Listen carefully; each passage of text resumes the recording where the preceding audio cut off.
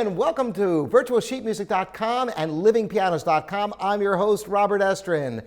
Today's question is, what is meant by breath in music? You've heard this term before, and you might think it doesn't make sense on instruments like the piano. Well, actually it does. We're going to talk about this. You know, music is based upon song. Singing is the first instrument, and all musical instruments, to some extent, are evocative of the human voice. Naturally, wind instruments have the breath just like the voice does. But even when string players, violinists and cellists and such play, they want to have a sense of the breath, because this beauty of the naturalness of the music, it comes down to the breath. And you must have that sense in the piano too, where the phrase rises and falls, just like a breath does, and then you, at the end, have a time to take a new breath. It's a very natural thing, and you think about it, almost everything in life is based upon cycles.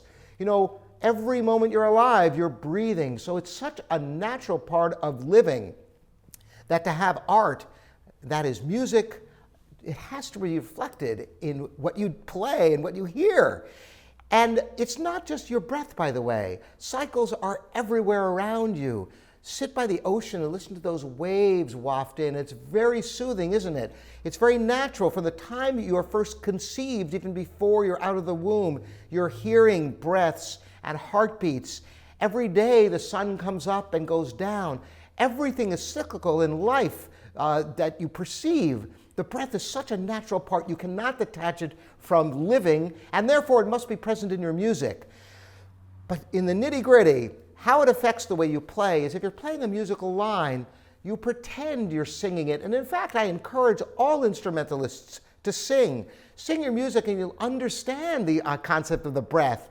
And you will then play your music as if you're taking breaths and playing your phrases, and it will sound much more intuitive and organic.